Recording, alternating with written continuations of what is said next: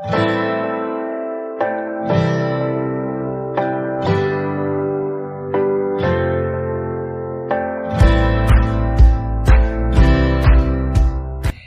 this video, we will discuss class 10th subject science lesson number 1 chemical reaction and equation। इस video में हम discuss करेंगे कक्षा 10 के साइंस बुक से लेसन नंबर 1 जिसका नाम है केमिकल रिएक्शन एंड इक्वेशन। इस चैप्टर को बिल्कुल डिटेल में डिस्कस करेंगे, तो शुरू करते हैं। तो इसमें सबसे पहला कॉन्सेप्ट आता है हमारा केमिकल रिएक्शन। केमिकल रिएक्शन क्या होता है? It is a process in which one or more substances formed new substances. ये एक ऐसा प्रोसेस होता है जिसमें कोई एक या एक से ज्यादा सब्सटेंसेस एक या एक से ज्यादा नए सब्सटेंसेस बनाए, और जो ये नए सब्सटेंसेस बनेंगे इनकी प्रॉपर्टीज यानी गुण धर्म बिल्कुल डिफरेंट होंगे जिनसे ये मिलके बने हैं। And it can not be reversed by physical methods, और इनको रिवर्स नहीं किया जा सकता है फिजिकल मेथड्स के द्वारा। रिवर्स का मतलब क्या हो जाएगा? जो ये नया सब्सटेंस बने हैं, अगर हम चाहें इनको वापस उन्हीं सब्सटेंसेस में कन्वर्ट करना जिनसे ये मिलके बना है, तो इसको फिजिकल मेथड से नहीं किया जा सकता है। फिजिकल मेथड आप क्लास 9th में पढ़ चुके होंगे, यहाँ पर मैंने उनमें से कुछ लिख दिए हैं, जैसे कि magnetism, filtration, centrifugation, distillation, evaporation. इन सभी फिजिकल मेथड से किसी भी केमिकल रिएक्शन को रिवर्स नहीं किया जा सकता है। नेक्स्ट है हमारा chemical reaction involves. Chemical reaction जब होगा तो उसमें क्या क्या चीजें शामिल होंगी? Change in state. Change in state का मतलब क्या होगा? केमिकल रिएक्शन होने से पहले जो सब्सटेंस है और केमिकल रिएक्शन होने के बाद जो सब्सटेंस हमें मिलेंगे उनकी स्टेट चेंज हो सकती है। सॉलिड से लिक्विड, लिक्विड से गैस, या गैस से सॉलिड या लिक्विड, मतलब कि कोई भी स्टेट चेंज हो सकती है। Change in colour. Chemical reaction होने से पहले के सब्सटेंस और केमिकल रिएक्शन होने के बाद के सब्सटेंस का कलर डिफरेंस हो सकता है। टेम्परेचर में इसी तरह से टेम्परेचर में चेंज हो सकता है, और एवोल्यूशन ऑफ गैस, गैस भी निकल सकती है। Chemical reaction happen in our daily life. Chemical reaction को हम समझ चुके हैं, उसके कुछ एग्जांपल्स ले लेते हैं जो हमारी डेली लाइफ में होते रहते हैं। तो फर्स्ट है डाइजेशन ऑफ फूड। जो भी हम खाना खाते हैं उसका पचना, वो भी क्या है? केमिकल रिएक्शन है। रेस्पिरेशन, रेस्पिरेशन यानी सांस लेना। हम ऑक्सीजन इनहेल करते हैं और कार्बन डाइऑक्साइड एक्सहेल करते हैं, तो ये भी क्या है? केमिकल रिएक्शन है। रस्टिंग ऑफ आयरन, लोहे पर जंग लगना। लोहे पर जंग लगना जो होता है ये एक स्लो केमिकल रिएक्शन है, ठीक है। फॉर्मेशन ऑफ कर्ड, दही का बनना भी एक केमिकल रिएक्शन है। ये जो भी है ये हमारी डेली लाइफ में होते रहते हैं। अगर इनके अलावा अगर हम बात करें, जैसा कि एक्टिविटी 1.1 में दिया गया है, मैग्नीशियम रिबन को हम एयर में बर्न करते हैं, वो भी एक केमिकल रिएक्शन है। एक्टिविटी 1.2 में जो दिया गया है, लेड नाइट्रेट में हम पोटेशियम आयोडाइड को ऐड करेंगे, ये भी एक केमिकल रिएक्शन है। और एक्टिविटी 1.3 में सल्फ्यूरिक एसिड या फिर हाइड्रोक्लोरिक एसिड में हम जिंक ग्रेन्यूल्स यानी जिंक की गोलियां डालेंगे, तो वो भी एक केमिकल रिएक्शन होगा, ठीक है। ये कुछ एग्जांपल्स हो गए हैं केमिकल रिएक्शन के। तो केमिकल रिएक्शन में दो इंपॉर्टेंट चीजें आती हैं, रिएक्टेंट्स और प्रोडक्ट्स। मतलब ये सिर्फ केमिकल रिएक्शन में ही नहीं, जब हम केमिकल इक्वेशन लिखेंगे तो भी हमें रिएक्टेंट्स और प्रोडक्ट्स की पहचान करनी होगी। तो रिएक्टेंट्स क्या होते हैं? Who take part in chemical reaction. Reactants वो होते हैं जो केमिकल रिएक्शन में हिस्सा लेते हैं, ठीक है, भागीदारी लेते हैं। And products the substance which are formed in a chemical reaction. Products वो होते हैं जो सब्सटेंस उस केमिकल रिएक्शन में जो नया सब्सटेंस बनता है उसे हम कहेंगे प्रोडक्ट्स, ठीक है। जो भी नए सब्सटेंस बनेंगे, जरूरी नहीं है कि एक बने, ज्यादा भी बन सकते हैं। एग्जांपल ले लेते हैं और अच्छी तरह से हमें ये समझ में आ जाएगा। तो एग्जांपल है एक्टिविटी 1.1 से लिया है हमने, जब when magnesium ribbon burned in air gives us magnesium oxide. जब मैग्नीशियम रिबन को एयर में बर्न किया जाता है, एयर यानी कि ऑक्सीजन, क्योंकि ऑक्सीजन ही गैस होती है जो बर्निंग के लिए रिस्पॉन्सिबल होती है, तो एयर की जगह हम कहेंगे ऑक्सीजन। तो मैग्नीशियम रिबन को ऑक्सीजन में जब बर्न किया जाता है तो वो हमें क्या प्रोवाइड करता है? नया सब्सटेंस, मैग्नीशियम ऑक्साइड। तो यहाँ पर रिएक्टेंट्स क्या होंगे? रिएक्शन में पार्ट कौन कौन ले रहा है? यहाँ पर मैग्नीशियम रिबन है, ठीक है। तो मैग्नीशियम रिबन और ऑक्सीजन, तो ये दोनों जो होंगे ये होंगे रिएक्टेंट्स, ठीक है। और प्रोडक्ट्स क्या होंगे? प्रोडक्ट हमारा यहाँ पर सिर्फ एक ही आ रहा है, जरूरी नहीं है एक है, ज्यादा भी हो सकते हैं। मैग्नीशियम ऑक्साइड, नया सब्सटेंस बन रहा है मैग्नीशियम ऑक्साइड, तो ये हो जाएगा हमारा प्रोडक्ट, ठीक है। नेक्स्ट टॉपिक है हमारा केमिकल इक्वेशन। केमिकल इक्वेशन क्या होती है, इसे किस तरह से लिखा जाता है? अ chemical reaction can be represented by chemical equation. कोई भी केमिकल रिएक्शन होता है उसको केमिकल इक्वेशन की सहायता से दर्शाया जा सकता है, शो किया जा सकता है। It involves uses of symbol of substance of reactant and products. इसमें सिंबल्स का यूज किया जाता है। जो भी सब्सटेंस रिएक्शन करते हैं, चाहे वो रिएक्टेंट्स में हो चाहे वो प्रोडक्ट्स में हो उनके सिंबल्स का यूज किया जाता है, और उसके साथ साथ with mention of physical state, और उनकी फिजिकल स्टेट भी मेंशन की जाती है। फिजिकल स्टेट यानी कि वो सॉलिड है, जो भी सब्सटेंस सॉलिड हो सकता है, लिक्विड, गैस या एक्वस, तो इन सब के सिंबल्स का यूज, इन सब के सिंबल्स का भी यूज किया जाता है।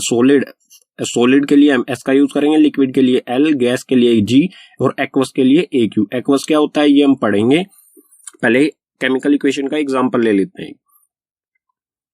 एग्जांपल है यहाँ पर एक्टिविटी 1.1 से, magnesium ribbon burnt in air gives us magnesium oxide. एक केमिकल रिएक्शन होता है, मैग्नीशियम रिबन को ऑक्सीजन की प्रेजेंस में बर्न किया जाता है तो वो हमें मैग्नीशियम ऑक्साइड देता है।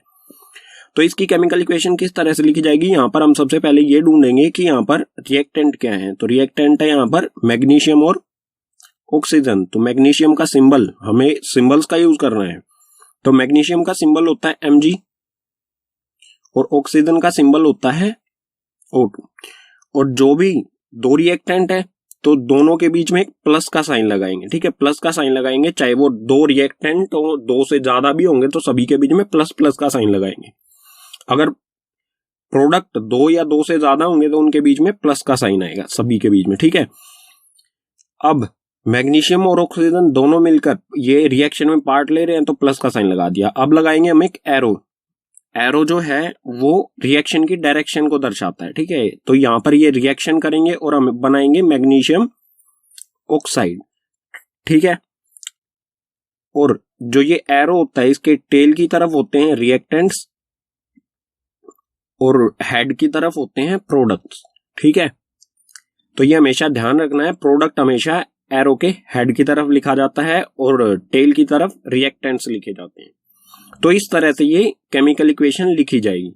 लेकिन ये केमिकल इक्वेशन जो है बैलेंस नहीं है। बैलेंस किस तरह से, MgO2, यहाँ पर Mg में कितने एटम है, 1, यहाँ पर भी 1 है। ऑक्सीजन के 2 एटम्स हैं लेकिन यहाँ पर ऑक्सीजन का सिंगल एटम है। तो इस तरह की इक्वेशन जो बैलेंस नहीं होती है उसे स्केलेटल केमिकल इक्वेशन कहा जाता है, ठीक है। इसे बैलेंस करेंगे नेक्स्ट पेज पर।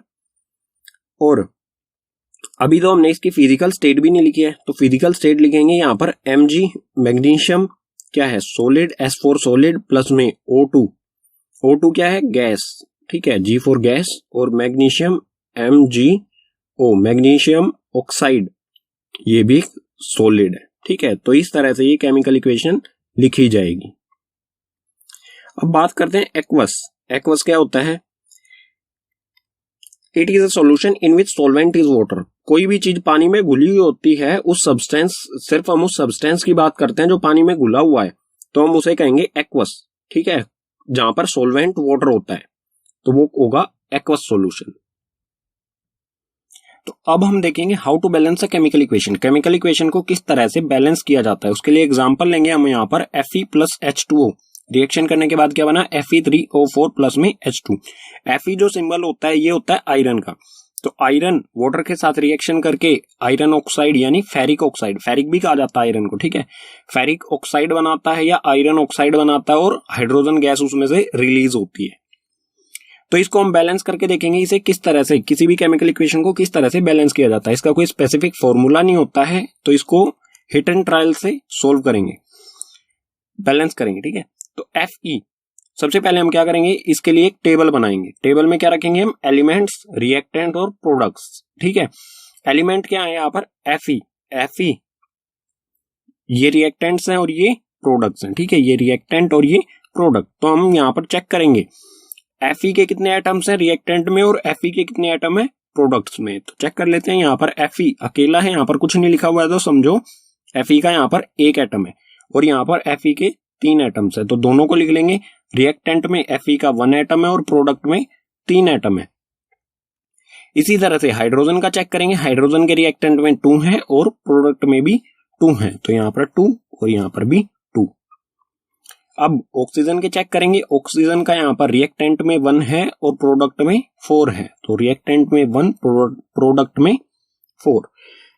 केमिकल इक्वेशन को बैलेंस करने का मतलब क्या है कि जो रिएक्टेंट है और प्रोडक्ट है इन दोनों में इक्वल एटम्स होने चाहिए, ठीक है। इक्वल करना है हमें इन सबको, 1 को और 3, इन सब चीजों को हमें इक्वल करना है। तो वो किस तरह से कर सकते हैं, उसके लिए सबसे पहले हम क्या करेंगे, इसमें हम मल्टीप्लाई कर सकते हैं।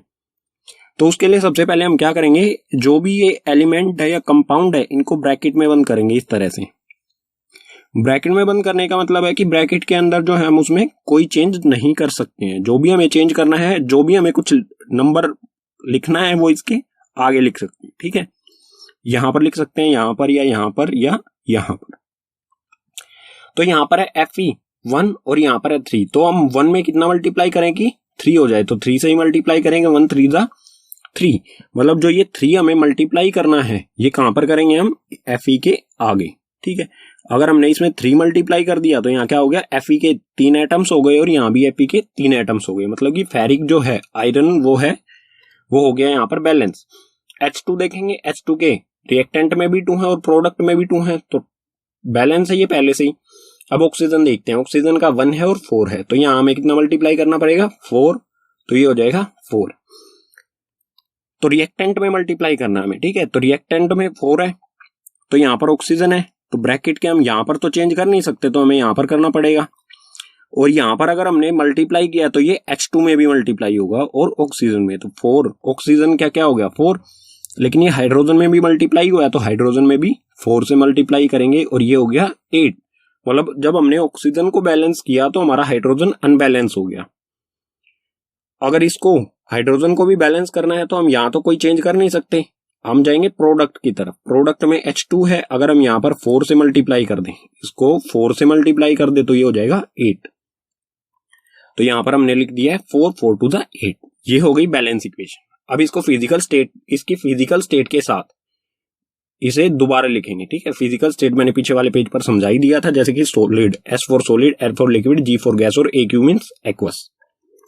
इसे दोबारा से लिखते हैं, ये हो जाएगा 3Fe जो कि होता है एक सॉलिड, प्लस में 4H2O ये होता है लिक्विड, रिएक्शन हुआ उसके बाद Fe3O4 ये भी होता है सॉलिड, प्लस में 4H2 हाइड्रोजन होती है गैस।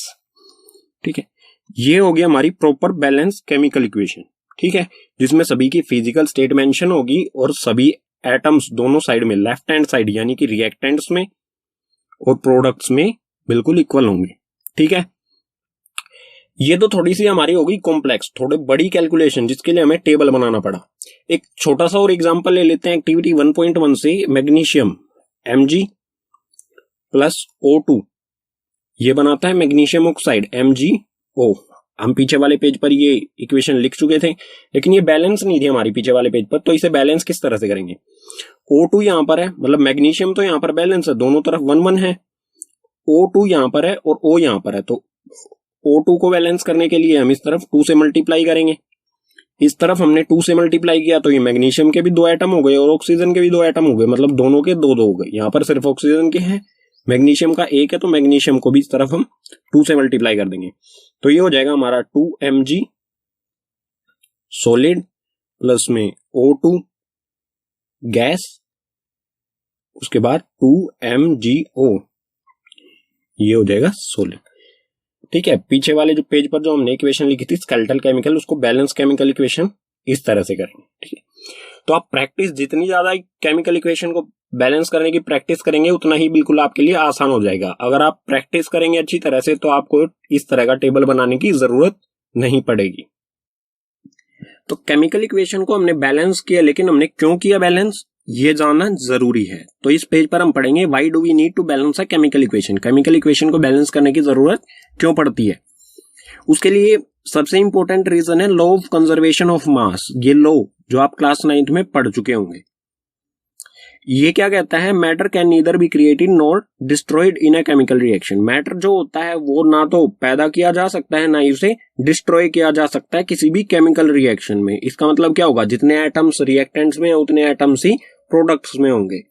ठीक है, तो रिजल्ट निकलता है इससे, so number of elements involved in chemical reaction, जितने भी एलिमेंट्स केमिकल रिएक्शन में इन्वॉल्व होते हैं should remain same at reactant and product, वो बिल्कुल इक्वल होंगे रिएक्टेंट और प्रोडक्ट साइड में, ये दोनों बिल्कुल इक्वल होंगे। ठीक है, नेक्स्ट टॉपिक है हमारा types of chemical reaction. Chemical reaction कितने टाइप्स का होता है, तो सबसे पहला टाइप होता है केमिकल रिएक्शन का कॉम्बिनेशन रिएक्शन। कॉम्बिनेशन रिएक्शन क्या होता है? The reaction in which 2 or more reactants combine to form a single product. ये एक ऐसा रिएक्शन होता है जिसमें 2 या 2 से ज्यादा रिएक्टेंट्स, मतलब 2 या 2 से ज्यादा सब्सटेंसेस मिलकर कोई एक नया सिंगल सब्सटेंस बनाए। ठीक है, कोई एक सिंगल नया सब्सटेंस बनाएंगे, नया प्रोडक्ट बनाएंगे, उसे हम कहेंगे कॉम्बिनेशन रिएक्शन। इसकी इक्वेशन किस फॉर्म में होगी? जैसे ए और बी, यहाँ पर 2 रिएक्टेंट्स हैं हमारे ए और बी, वो मिलकर केमिकल रिएक्शन करेंगे ये, और ए बी एक सिंगल प्रोडक्ट हमारा बनाएंगे, तो उसे कहा जाएगा कॉम्बिनेशन रिएक्शन। इसकी इक्वेशन कुछ इस फॉर्म में होगी। इसके एग्जांपल्स ले लेते हैं और अच्छी तरह से इसे समझने के लिए। तो फर्स्ट है बर्निंग ऑफ कोल। कोल को जब बर्न किया जाता है तो उस कोल होता है कार्बन, तो कार्बन का सिंबल होता है C, और बर्निंग के लिए गैस कौन सी रिस्पॉन्सिबल होती है? ऑक्सीजन। तो कार्बन प्लस ऑक्सीजन 2 रिएक्टेंट्स है हमारे ये, और एक सिंगल प्रोडक्ट बनाएंगे ये CO2 गैस। ठीक है, तो 2 रिएक्टेंट्स एक सिंगल प्रोडक्ट बना रहे हैं, तो ये होगा कॉम्बिनेशन रिएक्शन। इसी तरह से सेकंड एग्जांपल है फॉर्मेशन ऑफ वाटर, पानी का बनना। पानी किस तरह से बनता है? हाइड्रोजन गैस और ऑक्सीजन गैस दोनों रिएक्शन करते हैं और एक सिंगल प्रोडक्ट बनाते हैं H2O, और H2O जो होता है ये होता है लिक्विड। ठीक है, और यहाँ पर आप ये भी देख सकते हैं कि 2 गैसेस एक लिक्विड बना रही हैं, तो यहाँ पर स्टेट भी चेंज हो रही है। तो फॉर्मेशन, यहाँ पर भी 2 रिएक्टेंट्स हैं और एक सिंगल प्रोडक्ट बना रहे हैं वाटर, तो ये भी क्या होगा? एक कॉम्बिनेशन रिएक्शन। ठीक है, तो केमिकल रिएक्शन का सेकंड टाइप है डीकंपोजिशन रिएक्शन। डीकंपोजिशन रिएक्शन क्या होता है? In this reaction a compound splits into 2 or more substances is called decomposition reaction. इस रिएक्शन में कोई एक सिंगल कंपाउंड या सिंगल रिएक्टेंट स्प्लिट हो जाता है, बट जाता है 2 या 2 से ज्यादा सब्सटेंसेस में, या कह सकते हैं प्रोडक्ट्स में। जब कोई सिंगल रिएक्टेंट 2 अलग अलग प्रोडक्ट्स में डिवाइड हो जाता है तो उसे कहेंगे हम डीकंपोजिशन रिएक्शन। जैसे हमारा एक सब्सटेंस है ए, केमिकल रिएक्शन होता है और ये 2 अलग अलग सब्सटेंस बी और सी में बट जाता है, डिवाइड हो जाता है, तो इसे कहा जाएगा डीकंपोजिशन रिएक्शन। और डीकंपोजिशन रिएक्शन कितने टाइप्स का होता है? 3 टाइप्स का। सबसे पहले है थर्मल डीकंपोजिशन रिएक्शन, सेकंड है इलेक्ट्रोलाइटिक डीकंपोजिशन रिएक्शन, और थर्ड है फोटोलाइसिस डीकंपोजिशन रिएक्शन। इनके बारे में डिटेल में पढ़ते हैं नेक्स्ट पेज पर विद एग्जांपल्स। तो डीकंपोजिशन रिएक्शन का फर्स्ट टाइप है हमारे सामने थर्मल डीकंपोजिशन। थर्मल डीकंपोजिशन क्या होता है? When decomposition is carried out by heating. ऐसा डीकंपोजिशन जो हीट के द्वारा कैरी किया जाता है, मतलब हीट के द्वारा उसे हम अलग अलग करते हैं। तो इसका एग्जांपल ले लेते हैं और अच्छी तरह से समझ में आ जाएगा। Calcium carbonate. कैल्शियम कार्बोनेट एक सिंगल रिएक्टेंट है। ठीक है, इसको जब हम हीट करेंगे, डीकंपोजिशन जो हीट के द्वारा किया जाए, तो कैल्शियम कार्बोनेट को जब हीट किया जाएगा तो ये 2 अलग अलग प्रोडक्ट्स में डिवाइड हो जाएगा। फर्स्ट होगा कैल्शियम ऑक्साइड और सेकंड होगा CO2 कार्बन डाइऑक्साइड। 2 अलग अलग प्रोडक्ट्स में डिवाइड हो जाए तो उसे कहा जाएगा थर्मल डीकंपोजिशन। ठीक है, जो हीट के द्वारा किया जाए। सेकंड है हमारे सामने electrolytic decomposition. Electro means electricity, तो इसी वर्ड से आप समझ सकते हैं when decomposition is carried out by passing electricity. जब ये डीकंपोजिशन किस तरह से होता है? इलेक्ट्रिसिटी पास करने से। ठीक है, जैसा कि एग्जांपल ले लेते हैं H2O it means water. Water में से जब हम इलेक्ट्रिक करंट पास करेंगे तो उसमें से 2 गैसेस निकलती हैं, हाइड्रोजन गैस और ऑक्सीजन गैस। मतलब वाटर जो होता है वो किस में कन्वर्ट हो जाता है? हाइड्रोजन और ऑक्सीजन 2 अलग अलग प्रोडक्ट्स में कन्वर्ट हो जाता है। तो एक सिंगल प्रोडक्ट जब इलेक्ट्रिक करंट से 2 अलग अलग प्रोडक्ट्स में कन्वर्ट हो जाता है तो उसे कहा जाता है इलेक्ट्रोलाइटिक डीकंपोजिशन रिएक्शन। ठीक है, डीकंपोजिशन रिएक्शन का थर्ड टाइप है फोटोलाइसिस डीकंपोजिशन। फोटोलाइसिस डीकंपोजिशन क्या होता है? When decomposition is carried out in presence of sunlight. ऐसा डीकंपोजिशन जो कि सनलाइट की वजह से होता है उसे कहा जाता है फोटोलाइसिस डीकंपोजिशन। ठीक है, इसका एग्जांपल ले लेते हैं यहाँ पर सिल्वर क्लोराइड। Ag सिल्वर का सिंबल होता है, तो सिल्वर क्लोराइड को जब हम सनलाइट में रखेंगे तो वो क्या हो जाएगा? किस में कन्वर्ट हो जाएगा? सिल्वर और क्लोरीन दोनों अलग अलग हो जाएंगे। तो यहाँ पर क्या हो रहा है? एक सिंगल कंपाउंड को हम जब सनलाइट में रखेंगे तो वो अलग अलग 2 अलग अलग एलिमेंट्स में डिवाइड हो जाता है, तो उसे कहा जाता है फोटोलाइसिस डीकंपोजिशन, जो सनलाइट की वजह से होता है। ठीक है, इसका यूज कहां पर किया जाता है? तो ये रिएक्शन किया है हमने, इसका यूज कहां पर किया जाता है? Above reaction is used in black and white photography. जो सिल्वर क्लोराइड को सनलाइट में पुट करके सिल्वर और क्लोरीन में डिवाइड किया जाता है, इसका use black and white photography में यूज होता है। ठीक है, ये इंपॉर्टेंट है, ये कई बार एग्जाम में पूछा जा चुका है। केमिकल रिएक्शन का थर्ड टाइप है डिस्प्लेसमेंट रिएक्शन। ये क्या होता है? The reaction in which more reactive element displaces less reactive element from its solution. इसमें कोई ज्यादा रिएक्टिव एलिमेंट कम रिएक्टिव एलिमेंट को डिस्प्लेस कर देता है, हटा देता है उसी के सॉल्यूशन में से। लेस रिएक्टिव एलिमेंट के सॉल्यूशन में से लेस रिएक्टिव एलिमेंट को ही हटा देता है, उसे कहा जाता है डिस्प्लेसमेंट रिएक्शन। एग्जांपल ले लेते हैं इसका यहां पर Fe, it means iron, iron plus CuSO4 copper sulphate. Reaction होने के बाद क्या बन जाएगा? ये आयरन सल्फेट प्लस में Cu। तो इस रिएक्शन में क्या हुआ? कॉपर सल्फेट का सॉल्यूशन है, इसमें एलिमेंट है कॉपर और कॉपर सल्फेट का सॉल्यूशन है आयरन। जब इसमें डाला जाएगा, आयरन को इसके साथ रिएक्शन कराया जाएगा, तो ये क्या करेगा? कॉपर को ही अलग कर देगा। ठीक है, क्योंकि आयरन जो है वो ज्यादा रिएक्टिव होता है कॉपर से, तो ये आयरन है कॉपर को अलग कर देगा इसी के सॉल्यूशन में से। तो यहां पर क्या हो जाएगा? FeSO4, मतलब यहां पर जो Cu था उसको इसने अलग कर दिया, Fe ने अलग कर दिया इसी के सॉल्यूशन में से, तो FeSO4 बना और Cu बिल्कुल अलग हो जाएगा। ठीक है, तो इस तरह के रिएक्शन को कहा जाएगा डिस्प्लेसमेंट रिएक्शन, जब कोई high reactive element less reactive element को डिस्प्लेस कर देता है उसी के सॉल्यूशन में से। इसको और अच्छी तरह से एक्सप्लेन कर देता हूं क्योंकि यह अक्सर एग्जाम में आपसे पूछा जाता है। तो एक टेस्ट ट्यूब लेंगे, एक्सपेरिमेंट है ये। ठीक है, टेस्ट ट्यूब है, टेस्ट ट्यूब में कॉपर सल्फेट सॉल्यूशन लेंगे। ठीक है, ये टेस्ट ट्यूब A है, इसमें कॉपर सल्फेट सॉल्यूशन लिया। कॉपर सल्फेट सॉल्यूशन जो है वो ब्लू कलर का होता है। जब इसमें एक आयरन नेल, ये एक आयरन नेल है, आयरन नेल को जब हम इसमें टेस्ट ट्यूब A में डालेंगे तो ये इसका कलर ग्रीनिश हो जाएगा। ठीक है, जब इसमें डालेंगे तो इसका कलर इस तरह का चेंज हो जाएगा, जो कि सेकंड टेस्ट ट्यूब आपको दिख रही है, इस तरह का ये कलर हो जाएगा। और आयरन नेल जब कुछ देर बाद इससे निकालेंगे तो आयरन नेल पहले तो शाइनी कलर थी, उसके बाद हो जाएगी ब्राउनिश कलर की। ये क्यों हो गई? क्योंकि इस पर जो है सल्फेट सॉल्यूशन, क्योंकि इस पर सल्फेट का लेयर आ जाती है आयरन नेल के ऊपर। और ये ग्रीन कलर क्यों हो जाता है? क्योंकि ये सिर्फ इसमें कॉपर बचता है, जो भी सल्फेट होता है वो आयरन नेल पर चला जाता है। ठीक है, इस वजह से इसका कलर ग्रीन हो जाता है। आपसे क्वेश्चन कई बार एग्जाम में इस तरह का क्वेश्चन पूछा गया है। तो कॉपर सल्फेट के सॉल्यूशन में जब आयरन नेल को डाला जाता है तो वो ग्रीन कलर का हो जाता है। क्यों होता है? क्योंकि उसमें आयरन जो है वो आयरन कॉपर सल्फेट सॉल्यूशन में से कॉपर को डिस्प्लेस कर देता है। ठीक है, केमिकल रिएक्शन का फोर्थ टाइप है डबल डिस्प्लेसमेंट रिएक्शन। ये क्या होता है? A reaction in which new compounds are formed by mutual exchanges of ions between two compounds। इसमें ions का exchange होता है। ऐसा रिएक्शन जिसमें ions के exchange होने से नए compounds बने, ठीक है, उसे कहेंगे हम डबल डिस्प्लेसमेंट रिएक्शन। इसका एग्जांपल ले लेते हैं, आप और अच्छी तरह से समझ जाएंगे। Na2SO4 यानी कि सोडियम सल्फेट, मैंने इसका यहां पर नीचे लिख दिया है नाम सभी के। सोडियम सल्फेट प्लस में बैरियम क्लोराइड। ठीक है, सोडियम सल्फेट और बैरियम क्लोराइड दोनों रिएक्शन करेंगे तो क्या बनेगा? BaSO4, बैरियम सल्फेट और NaCl, सोडियम क्लोराइड। तो इस रिएक्शन में आप देख सकते हैं कि सोडियम सल्फेट जो है वो सोडियम के साथ है, लेकिन आगे देखेंगे तो सल्फेट किसके साथ आ जाएगा? बैरियम के साथ हो जाएगा, बैरियम सल्फेट। ठीक है, और उसके बाद बैरियम क्लोराइड है यहां पर, तो रिएक्शन होने के बाद क्या हो गया? Sodium chloride. मतलब क्या हुआ? इसमें जो ये सोडियम है ये क्लोराइड के साथ जुड़ जाता है और ये सल्फेट जो है ये बैरियम के साथ जुड़ जाता है। तो इसमें क्या हुआ? आयंस का एक्सचेंज हुआ है। किन के बीच में? बैरियम और सल्फेट के बीच में। बैरियम के जो आयंस होते हैं वो 2+ होते हैं और SO4 के जो आयंस होते हैं वो 2 नेगेटिव होते हैं। तो ये एक दूसरे को सेटिस्फाई करते हैं। इसके पास 2 एक्स्ट्रा होते हैं, इसको 2 की जरूरत होती है। तो ये दोनों मिलकर BaSO4 बनाते हैं। ठीक है, बैरियम सल्फेट, जहां पर आयंस का एक्सचेंज होने से 2 नए कंपाउंड्स बनते हैं। ठीक है, आयंस का एक्सचेंज होने से नए कंपाउंड्स बनते हैं, उसे कहा जाता है डबल डिस्प्लेसमेंट रिएक्शन। और उसमें बुक में हमारी एक स्पेशल टर्म आती है प्रिसिपेट। ये क्या होता है?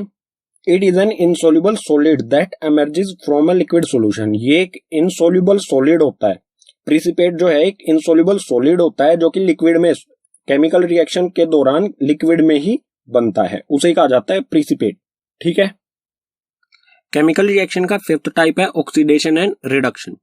तो ऑक्सीडेशन क्या होता है? The addition of oxygen to a substance. किसी सब्सटेंस से ऑक्सीजन जुड़ जाए तो होगा ऑक्सीडेशन। और क्या होगा, the removal of hydrogen from a substance, या फिर उसमें से हाइड्रोजन हट जाए तो भी ऑक्सीडेशन। यानी कि ऑक्सीजन का जुड़ना या फिर हाइड्रोजन का हटना, दोनों क्या होंगे, ऑक्सीडेशन होंगे। ठीक है, इसी तरह से रिडक्शन जो होता है ऑक्सीडेशन का बिल्कुल अपोजिट होता है। इसमें क्या होता है, the addition of hydrogen to a substance and the removal of oxygen from a substance. इसमें ऑक्सीडेशन का बिल्कुल अपोजिट होता है। इसमें हाइड्रोजन का जुड़ना रिडक्शन होगा, या फिर ऑक्सीजन का हटना रिडक्शन। किसी सब्सटेंस में हाइड्रोजन जुड़ जाए या ऑक्सीजन हट जाए, दोनों कंडीशन में क्या होगा, रिडक्शन। ठीक है, एग्जांपल ले लेते हैं इन दोनों के। तो फर्स्ट है यहां पर 2Cu plus O2, 2Cu plus O2 reaction होने के बाद क्या बना, 2CuO। तो यहां पर Cu जो है रिएक्शन के बाद इसमें क्या हुआ, ऑक्सीजन जुड़ गया। यहां पर Cu अकेला है, यहां पर इसमें ऑक्सीजन जुड़ गया, तो यहां पर क्या हुआ, ऑक्सीडेशन। ठीक है, तो किसी में भी ऑक्सीजन जुड़ जाता है तो वो क्या होता है, ऑक्सीडेशन। ठीक है, अगला एग्जांपल भी देख लेते हैं। इसमें क्या है, CuO, ऑक्सीजन इसके साथ है। ठीक है, ये हाइड्रोजन के साथ रिएक्शन करता है। CuO हाइड्रोजन के साथ रिएक्शन करके क्या बनेगा, Cu प्लस H2O। मतलब यहां पर जो ऑक्सीजन इसके साथ था, रिएक्शन होने के बाद क्या हुआ, ऑक्सीजन इसमें से हट गया। तो ऑक्सीजन का हटना क्या होता है, रिडक्शन। तो Cu का तो यहां पर रिडक्शन हो गया, लेकिन यहां पर क्या है, H2 हाइड्रोजन, और रिएक्शन होने के बाद क्या हो गया, H2O। तो यहां पर H में ऑक्सीजन जुड़ गया, तो H2 का क्या हो गया, ऑक्सीडेशन। तो कोई ऐसा केमिकल रिएक्शन जिसमें रिडक्शन और ऑक्सीडेशन दोनों हो रहे हो, तो उसे कहा जाता है रेडॉक्स रिएक्शन।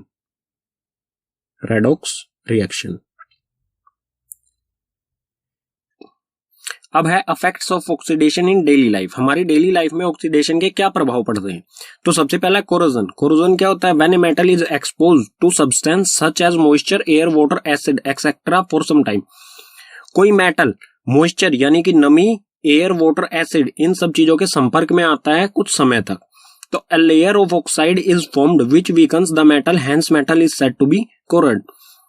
तो इसके ऊपर एक लेयर बन जाती है, ऑक्साइड की एक लेयर बन जाती है जो कि मेटल को कमजोर कर देती है। वीकन्स कर देती है मतलब कमजोर कर देती है, और जब ये मेटल को कमजोर कर देती है तो उसे कहा जाता है कोरोड। ठीक है, इसका एग्जांपल लेंगे, एग्जांपल से आप बिल्कुल अच्छी तरह से समझ जाएंगे। एग्जांपल है रस्टिंग ऑफ आयरन, आयरन पर जंग लगना।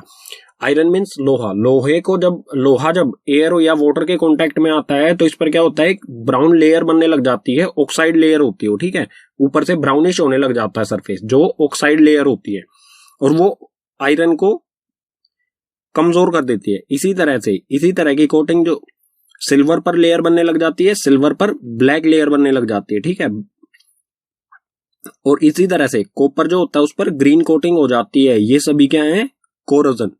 इन सब का क्या हो रहा है, कोरोड। ठीक है, और कोरोजन से अगर हमें किसी मेटल को बचाना है तो हमें क्या करना पड़ेगा, पेंटिंग, उस पर हमें पेंट अप्लाई करना होगा या फिर ग्रीसिंग। इन दोनों चीजों में, पेंटिंग और ग्रीसिंग में क्या होता है, जो भी मेटल है वो किसके कांटेक्ट में, एयर, वाटर या फिर और किसी अन्य चीज के कांटेक्ट में नहीं आता है। ठीक है, सेकंड इफेक्ट है हमारा रेंसिडिटी। रेंसिडिटी क्या होता है, the oxidation of fats and oil when exposed to air is known as rancidity. Fats या फिर ऑयल्स, यानी कि हमारा जो खाना होता है या फिर ऑयल्स, उनका ऑक्सीडेशन हो जाना, किस वजह से, एयर के कांटेक्ट में आने से ऑक्सीडेशन हो जाना, उसे कहा जाता है रेंसिडिटी। इसके कारण क्या होता है, it leads to bad smell. इसके कारण क्या होता है, स्मेल, बुरी सी स्मेल आने लग जाती है जो भी फूड होता है, और उसका टेस्ट भी बेकार हो जाता है, बैड टेस्ट हो जाता है फूड का। ठीक है, तो इससे बचने, रेंसिडिटी जो है, इससे बचने के लिए क्या किया जाता है, फूड पैकेट्स, जो फूड पैकेट्स आते हैं, या फिर जैसे आप चिप्स पैकेट का एग्जांपल ले सकते हैं। चिप्स पैकेट होते हैं, अगर उसमें गैस डाली जाती है नाइट्रोजन, मतलब जो चिप्स पैकेट्स होते हैं उसमें से ऑक्सीजन गैस को निकाल के नाइट्रोजन गैस उसमें डाल दी जाती है, और जो नाइट्रोजन गैस होती है ये रेंसिडिटी से बचाती है। अगर नाइट्रोजन गैस नहीं डालेंगे तो जो चिप्स वगैरह होंगे वो बिल्कुल गल जाएंगे, अंदर खराब हो जाएंगे। उसको पैकेट को आप खोलोगे तो उसमें से बहुत बुरी सी स्मेल आएगी और टेस्ट भी उसका खराब हो जाएगा, वो बिल्कुल बेकार हो जाएंगे, खाने लायक नहीं रहेंगे। तो इससे बचने के लिए उसमें नाइट्रोजन गैस डाली जाती है जो कि ऑक्सीडेशन को, फूड को ऑक्सीडेशन होने से बचाती है। ठीक है, तो ये इंपॉर्टेंट क्वेश्चन बन जाता है यहाँ से। चिप्स पैकेट्स वगैरह जो होते हैं, फूड पैकेट्स, उसमें नाइट्रोजन गैस, कौन सी गैस डाली जाती है और क्यों डाली जाती है। ठीक है, केमिकल रिएक्शन के टाइप्स कंप्लीट हो चुके हैं, लेकिन chemical reaction also classify on the basis of temperature. Chemical reaction को टेम्परेचर के बेसिस पर भी क्लासिफाई किया जाता है दो पार्ट्स में। फर्स्ट है एंडोथर्मिक रिएक्शन और सेकंड एक्सोथर्मिक रिएक्शन। इन दो पार्ट्स में से टेम्परेचर के बेस पर क्लासिफाई किया जाता है, बांटा जाता है। तो एक्सोथर्मिक रिएक्शन क्या होता है? Reaction in which heat is released along with formation of product called exothermic reaction. ऐसा रिएक्शन जिसमें प्रोडक्ट बनने के साथ साथ उसमें से हीट रिलीज होए या फिर टेम्परेचर इंक्रीज होए तो उसे कहेंगे हम एक्सोथर्मिक रिएक्शन। इसका एग्जांपल ले लेते हैं और अच्छी तरह से समझने के लिए। एग्जांपल है इसका burning of natural gas. Natural gas को बर्न किया जाता है, ठीक है, तो नेचुरल गैस होती है CH4 जिसे मीथेन कहा जाता है। मीथेन गैस को ऑक्सीजन की प्रेजेंस में बर्न करेंगे तो ये बनेगा CO2 कार्बन डाइऑक्साइड गैस बनेगी और H2O गैस। H2O वाटर होता है लेकिन ये गैस की फॉर्म में है, मतलब वेपर की फॉर्म में है। तो H2O बनेगा और बहुत सारी हीट भी रिलीज होगी। जब गैस को बर्न करते हैं तो उसमें से हीट रिलीज होती है। तो इस तरह के रिएक्शन को कहा जाएगा जिसमें हीट रिलीज होती है, उसे एक्सोथर्मिक रिएक्शन। ठीक है, एंडोथर्मिक क्या होता है? अब है endothermic reaction, the reaction which require energy in form of heat, light और इलेक्ट्रिसिटी कॉल्ड एंडोथर्मिक रिएक्शन। ऐसा रिएक्शन जिसको कराने के लिए एनर्जी की जरूरत पड़ती है उसे कहा जाता, किस तरह की energy? Heat energy, light energy या इलेक्ट्रिकल एनर्जी की जरूरत पड़े जिस रिएक्शन को कराने में, उसे कहा जाएगा एंडोथर्मिक रिएक्शन। या फिर हम कह सकते हैं कि इसमें एनर्जी जो है वो एब्जॉर्ब होती है, तो वो होगा एंडोथर्मिक रिएक्शन। इसके एग्जांपल्स क्या होंगे? इसके एग्जांपल्स होंगे वही जो आप पीछे डीकंपोजिशन रिएक्शन में पढ़ चुके हैं। डीकंपोजिशन हीट के द्वारा किया जाता है, हीट के द्वारा किया जाता है, लाइट के द्वारा और इलेक्ट्रिसिटी, इन तीनों तरह से जो डीकंपोजिशन रिएक्शन किया जाता है वही इसके एग्जांपल हो जाएंगे एंडोथर्मिक रिएक्शन के। ठीक है, so that's all from this chapter. Chapter हो जाता है यहीं पर कंप्लीट। तो उम्मीद करूंगा कि आपको सभी टॉपिक समझ में आए होंगे, जो भी कॉन्सेप्ट हैं। अगर आपको समझ में आए हैं तो प्लीज इस वीडियो को शेयर कीजिए अपने फ्रेंड्स या क्लासमेट के साथ। अगर आपको कोई भी टॉपिक ऐसा रह गया है जो समझ में नहीं आया है तो please mention in comment box section. And thanks for watching.